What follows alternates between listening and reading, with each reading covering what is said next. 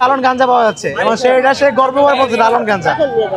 আপনার মেট্রোর পুলিশ না, তো আপনার মেট্রোর এলাকার ভিতরে যে বাবু করে বসে আছে, এটা তো আমাদের সিকিউরিটি হুমকি।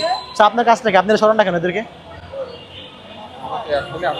এখনই টাইম বলে থাকে। আমি এখানে যখনই আসছি, আমি একে অনেকদিন ধরে দেখতেছি এখানে। তো আপনারা করছেন কি বলেন আমাকে?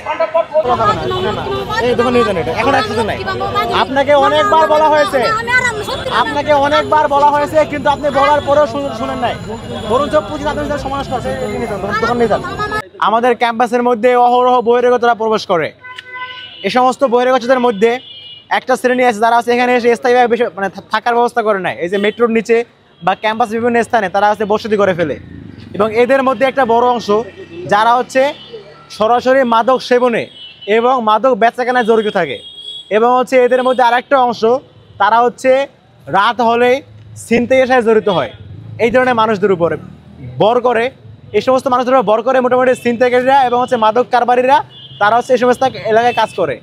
সো আমরা আজকে ডাকসুর উদ্যোগে আমাদের সাথে আমাদের বিশ্ববিদ্যালয়ের প্রশাসন, প্রক্টোরিয়াল টিম, স্টেট অফিস, আমাদের চুক্তিভুক্ত সিটি কর্পোরেশনের ম্যাজিস্ট্রেট এবং হচ্ছে আমাদের চুক্তিভুক্তি প্রতিষ্ঠান গ্রিন ফিচার ফাউন্ডেশনের ভলান্টিয়াররা সহ আমরা আজকে একটা অভিযান চালিয়েছি, আপনারা দেখেছেন।